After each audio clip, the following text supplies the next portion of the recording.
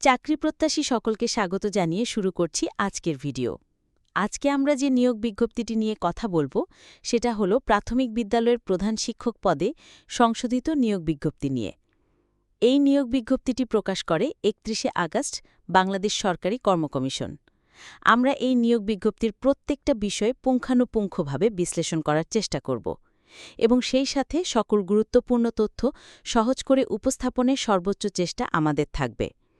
আমি সবসময় আপনাদের সামনে একদম সঠিক ও নির্ভরযোগ্য চাকরির খবর তুলে ধরার চেষ্টা করি। যদি ভিডিওটা আপনার ভালো লেগে থাকে আর উপকারে আসে তাহলে অবশ্যই লাইক দেবেন। আপনাদের মতামত জানাতে কমেন্ট করবেন, আর এই খবর অন্যদের উপকারে লাগতে পারে তাই অবশ্যই শেয়ার করবেন। আর হ্যাঁ, প্রতিদিন সর্বশেষ চাকরির খবর পেতে হলে আমার চ্যানেলটি এখনই সাবস্ক্রাইব করে পাশে থাকা বেল আইকনটি অন করে দিবেন। মূল ভিডিও শুরু করা যাক। আজকে ভিডিওতে আমরা প্রাথমিক বিদ্যালয়ের প্রধান শিক্ষক নিয়োগ বিজ্ঞপ্তির পাশাপাশি একজন প্রত্যাশী কিভাবে সরকারি চাকুরিতে আবেদন করবে আর বিস্তারিত থাকছে তফসিল ২ এর বিস্তারিত। তাই শুরু থেকে শেষ পর্যন্ত ভিডিওটি দেখতে হবে যাতে কোনো গুরুত্বপূর্ণ তথ্য মিস না হয়ে যায়। এখানে প্রথমেই আছে ক্রমিক নং ১২৯ ইউনিট ১১ পদের নাম প্রধান শিক্ষক ১১তম গ্রেড ও ১২তম গ্রেড, পদসংখ্যা ১১২২টি, স্থায়ী পদ।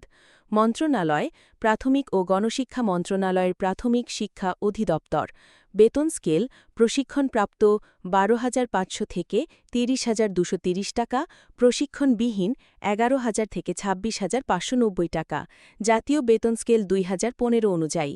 শিক্ষাগত যোগ্যতা কোনো স্বীকৃত বিশ্ববিদ্যালয় হতে অনূর্ধ্ব দ্বিতীয় শ্রেণী বা সমমানের সিজিপিএ সহ স্নাতক বা স্নাতক সম্মান ডিগ্রি।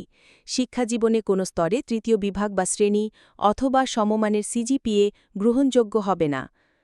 এবং বয়সসীমা ১ আগস্ট ২০২৫ তারিখে অনূর্ধ্ব ৩২ বছর। প্রথমে আসি লিখিত পরীক্ষার বিষয়ে। বাংলা থাকবে ২৫ নম্বর, ইংরেজি থাকবে ২৫ নম্বর, গণিত ও দৈনন্দিন বিজ্ঞান থাকবে ২০ নম্বর, সাধারণ জ্ঞান, বাংলাদেশ ও আন্তর্জাতিক বিষয়াবলী থাকবে ২০ নম্বর। সব মিলিয়ে লিখিত পরীক্ষার মোট নম্বর হবে ৯০ এবং লিখিত পরীক্ষায় পাসমার্ক থাকবে ৫০%। লিখিত পরীক্ষার সময় থাকবে ৯০ মিনিট। এখানে লিখিত পরীক্ষা বলতে প্রিলিমিনারি পরীক্ষাকে বোঝানো হচ্ছে, কারণ প্রতিটা প্রশ্নের জন্য থাকছে ১ মিনিট। এবার আসি মৌখিক পরীক্ষায়। মৌখিক পরীক্ষার নম্বর হবে ১০। পাশ করতে হলে এখানেও লাগবে ৫০% নম্বর।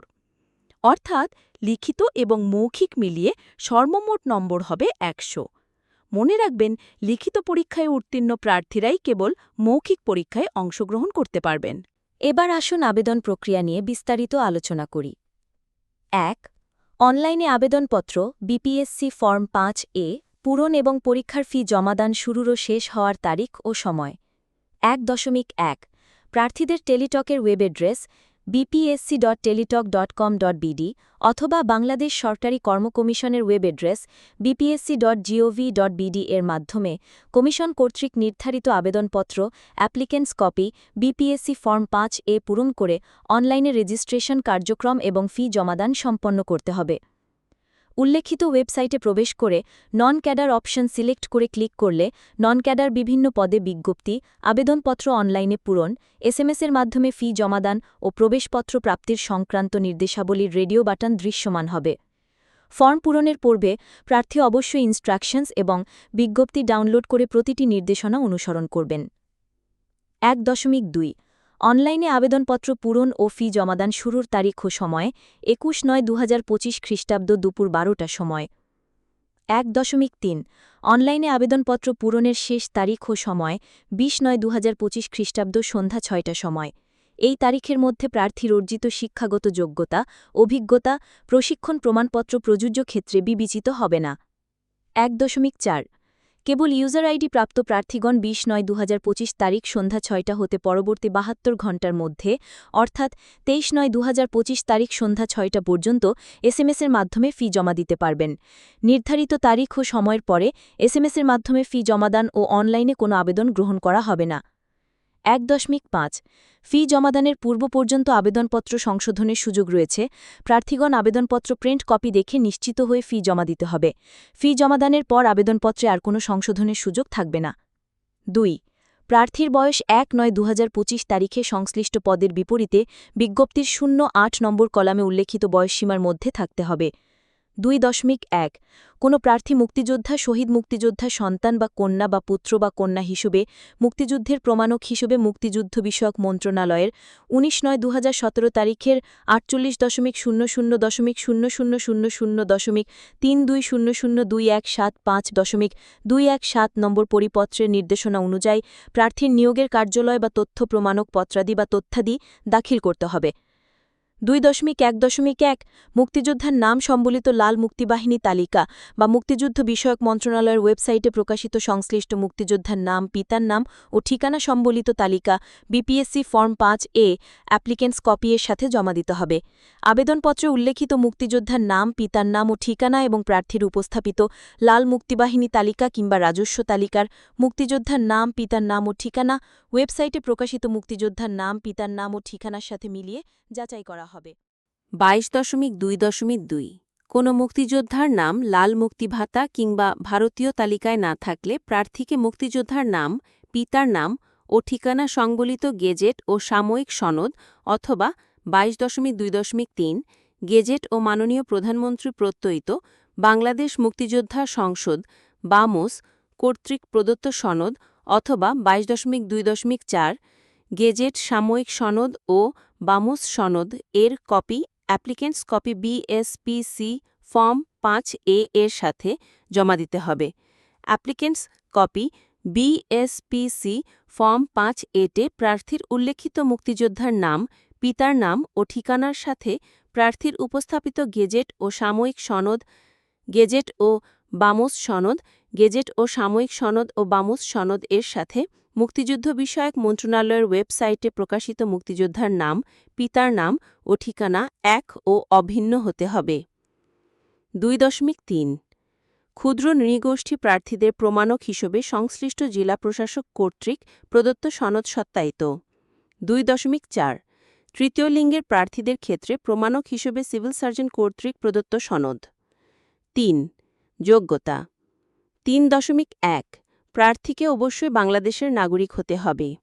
৩.২ যেসব প্রার্থী কোনো অবাংলাদেশী নাগরিককে বিবাহ করেছেন অথবা বিবাহ করতে প্রতিশ্রুতবদ্ধ হয়েছেন সেই সকল প্রার্থী সরকারের লিখিত অনুমতি ব্যতীত আবেদন করার যোগ্য বলে বিবেচিত হবেন না। সরকারের অনুমোদিত লিখিত পরীক্ষার পর অ্যাপ্লিকেন্টস কপি বিএসপিসি ফর্ম ৫A এর সাথে অনস্বীকার জমা দিতে হবে। ৪ ডিক্লারেশন প্রার্থীকে অনলাইন আবেদনপত্রের বিপিএসসি ফর্ম ৫ এর ডিক্লারেশন অংশে এই মর্মে ঘোষণা দিতে হবে যে আবেদনপত্রে প্রদত্ত সকল তথ্য সঠিক এবং সত্য। প্রার্থী প্রদত্ত তথ্য বা তার অংশবিশেষ অসত্য বা মিথ্যা প্রমাণিত হলে অথবা কোনো অযোগ্যতা ধরা পড়লে বা কোনো দুর্নীতি, অসাধু উপায় গ্রহণপূর্বক পরীক্ষায় উত্তীর্ণ হলে বা পরে যে কোনো পর্যায়ে প্রার্থী বাতিল হবে এবং ভবিষ্যতে কমিশন কর্তৃক গৃহীত যে কোনো নিয়োগ পরীক্ষায় আবেদন করার অযোগ্য ঘোষণা সহ তার বিরুদ্ধে কোনো আইনানুগ ব্যবস্থা গ্রহণ করা হবে। ৫ ছবি বিপিএসসি ফর্ম ৫ সফলভাবে পূর্ণ সম্পন্ন হলে অ্যাপ্লিকেশন প্রিভিউ দেখা যাবে। প্রিভিউয়ের নির্ধারিত স্থানে প্রার্থীকে দৈর্ঘ্যপ্রস্থ ৩০০x৩০০ পিক্সেলের কম বা বেশি নয় এবং ফাইল সাইজ ১০০ KB এর বেশি নয় এমন একটি সদ্য ২ মাসের মধ্যে তোলা রঙিন ছবি স্ক্যান করে জেপিজি ফরম্যাটে আপলোড করতে হবে। সাদা বা কালো ও পুরানো ছবি গ্রহণযোগ্য নয়। ছবি উল্লেখিত মাত্রা না হলে আবেদনপত্র বাতিল হবে। সানগ্লাস সহ ছবি গ্রহণযোগ্য হবে না। হোম পেজের হেল্প মেনুতে ক্লিক করলে ফটো এবং সিগনেচার সংক্রান্ত বিস্তারিত নির্দেশনা পাওয়া যাবে।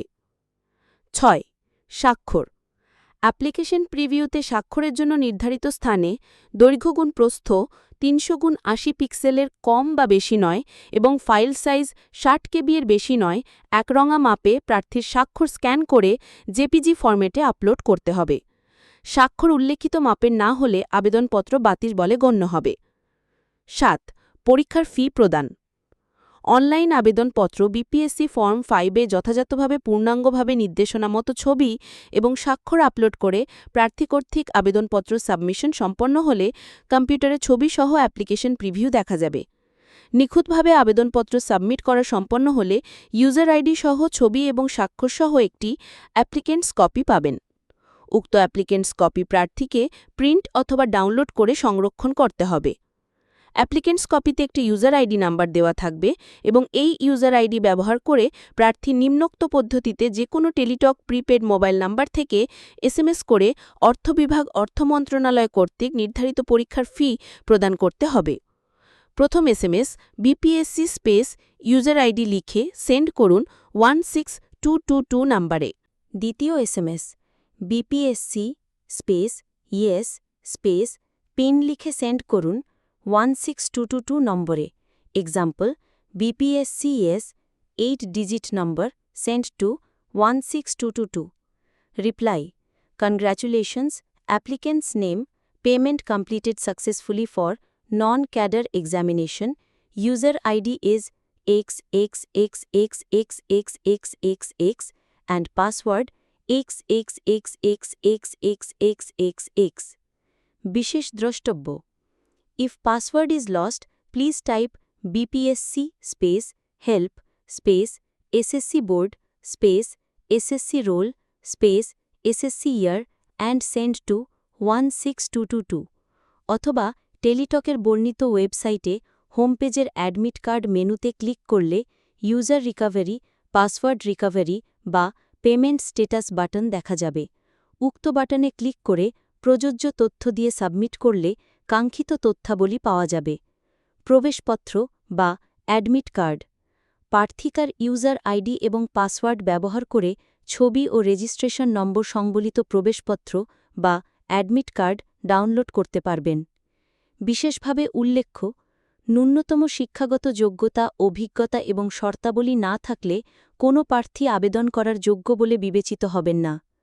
কোনো প্রার্থী পরীক্ষার ফি জমা দিয়ে অ্যাডমিট কার্ড পাওয়ার পরও একাধিকবার অনলাইনে অ্যাপ্লিকেশন ফর্ম জমা দিতে পারবেন না।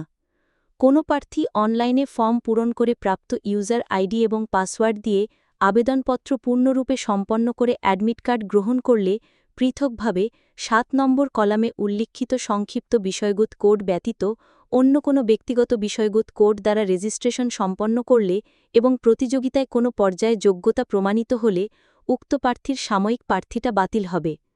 উক্ত প্রার্থী ভবিষ্যতে বিসিএস কর্তৃক বিজ্ঞাপিত সকল পদে আবেদন করার জন্য অযোগ্য ঘোষিত হবেন এবং উক্ত প্রার্থীর বিরুদ্ধে আইনানুগ ব্যবস্থা গ্রহণ করা হবে। ৯ অ্যাপ্লিকেন্টস কপি বা বিপিএসসি ফর্ম 5A প্রার্থী ও জমাদান প্রার্থীগণ BPSC form 5A applicants copy কমিশনের ওয়েবসাইট থেকে ডাউনলোড করে মৌখিক পরীক্ষার পূর্বে নিম্নলিখিত কাগজপত্র ও তথ্যাদির সহ কমিশন কর্তৃক নির্ধারিত সময় এবং স্থানে জমা দিতে হবে। ৯.১ প্রার্থীর জন্ম তারিখের সনদ বা কাগজপত্রের তারিখ সহ বিপিএসসি ফর্ম 5A অ্যাপ্লিকেন্টস কপির সাথে জমা দিতে হবে। ৯.২ শিক্ষাগত যোগ্যতা প্রমাণক সকল বোর্ড বা বিশ্ববিদ্যালয় থেকে প্রাপ্ত সকল সনদ এসএসসি, এইচএসসি বা সমমানের মূল বা সাময়িক সনদের সত্যায়িত ফটোকপি মূল সনদসহ প্রদর্শন করতে হবে। ৪ বছরের মেয়াদি অনার্স বা মাস্টার্স ডিগ্রির ক্ষেত্রে সনদের সাথে মূল বা সর্বশেষ পরীক্ষার মার্কশিট বা টেস্টিমোনিয়াল জমা দিতে হবে। বিদেশি শিক্ষা প্রতিষ্ঠান থেকে অর্জিত ডিগ্রিধারী প্রার্থীদের জন্ম তারিখের সনদ বা প্রাসঙ্গিক সনদপত্র সত্যায়িত কপি এবং শিক্ষা মন্ত্রণালয় বা প্রাসঙ্গিক নিয়ন্ত্রক বা রেজিস্ট্রার কর্তৃক সমমান সনদপত্র জমা দিতে হবে। ৯.৩ বয়স প্রমাণের জন্য শিক্ষা বোর্ড কর্তৃক প্রদত্ত এসএসসি বা সমমানের মূল বা সাময়িক সনদের সত্যায়িত কপি। ও লেভেল এবং এই লেভেল ডিগ্রিধারী প্রার্থীদের ক্ষেত্রে জন্ম তারিখ সংবলিত ডালিলিক প্রমাণ জমা দিতে হবে। বয়স প্রমাণের জন্য এফিডেভিট গ্রহণযোগ্য হবে না। ৯.৪ বিদেশ থেকে অর্জিত ডিগ্রিধারী প্রার্থীদের ক্ষেত্রে সংশ্লিষ্ট ইকুইভ্যালেন্স কমিটি বা শিক্ষা মন্ত্রণালয় কর্তৃক প্রদত্ত ইকুইভ্যালেন্স সনদের সত্যায়িত ফটোকপি প্রযোজ্য ক্ষেত্রে। ৯.৫ আবেদনকারীর স্থায়ী ঠিকানা পরিবর্তিত হলে পরিবর্তিত স্থায়ী ঠিকানার পক্ষে প্রমাণপত্র সনদের সত্যায়িত কপি। ৯.৬ অভিজ্ঞতার সনদ জমাদানের ক্ষেত্রে সংশ্লিষ্ট পদে বা গ্রেডে চাকরিতে যোগদান এবং পরিত্যাগের সুনির্দিষ্ট তারিখ সহ বর্ণনা প্রযোজ্য ক্ষেত্রে এন্ডোর্সমেন্ট বা প্রত্যয়নকৃত আর্টিকেল ৪৭ ফর্ম চাকরি চলমান থাকলে আবেদনপত্র জমাদানের শেষ তারিখে অভিজ্ঞতা গণনাপূর্বক যথাযথ কর্তৃপক্ষ প্রদত্ত অভিজ্ঞতার সনদপত্র জমাদান করতে হবে। ছাড়পত্রের কপি অভিজ্ঞতার সনদ হিসেবে বিবেচিত হবে না। ৯.৭ কমিশন সচিবালয়ের ১৫/০২/২০১২ তারিখের ২৩৭ নম্বর অফিস আদেশ অনুযায়ী বিসিএসের কর্তৃক গৃহীত বিভিন্ন নন ক্যাডার পদে নিয়োগের ক্ষেত্রে যে সকল পদে নিয়োগের চাহিদা হয় সে সকল ক্ষেত্রে সংশ্লিষ্ট পদে বিজ্ঞপ্তিতে নির্ধারিত ন্যূনতম শিক্ষাগত যোগ্যতা অর্জনের তারিখের পর হতে অভিজ্ঞতা গণনা করা হবে। ৯.৮ বিজ্ঞাপিত কোনো পদে অভিজ্ঞতার শর্ত সংবিধিবদ্ধ প্রতিষ্ঠান বা সংস্থা বা বিশ্ববিদ্যালয় সংস্থা কর্তৃক প্রদত্ত অভিজ্ঞতার আবেদনপত্রের সাথে জমা দিতে হবে। সংবিধিবদ্ধ প্রতিষ্ঠান বলতে এমন প্রতিষ্ঠান বা সংস্থা বা বিশ্ববিদ্যালয় বোঝাবে যা প্রধান কার্যালয় কোনো আইন, অধ্যাদেশ, আদেশ বা বাংলাদেশের আইনের ক্ষমতাসম্পন্ন দৃষ্টিশীল দ্বারা প্রতিষ্ঠিত। ৯.৯ জাতীয় পরিচয়পত্রের এনআইডির সত্যায়িত কপি। ৯.০ মুক্তিযুদ্ধ বিষয়ক মন্ত্রণালয় কর্তৃক জারিকৃত সর্বশেষ সনদ বা প্রমাণক বা ডকুমেন্টস প্রযোজ্য ক্ষেত্রে। ৯.১১ বাহিনী, লিখিত বা ব্যবহারিক পরীক্ষার প্রবেশপত্রের কপি। ৯.১২ প্রতিবন্ধী প্রার্থীদের সমাজসেবা অধিদপ্তর কর্তৃক জারিকৃত প্রতিবন্ধী সনদপত্র বা পরিচয়পত্রের সত্যায়িত কপি প্রযোজ্য ক্ষেত্রে। ৯.১৩ ২০% কোটিপ্রাপ্ত সশস্ত্র বাহিনীর সদস্য সন্তান বা কন্যার ক্ষেত্রে প্রমাণপত্রের সত্যায়িত কপি।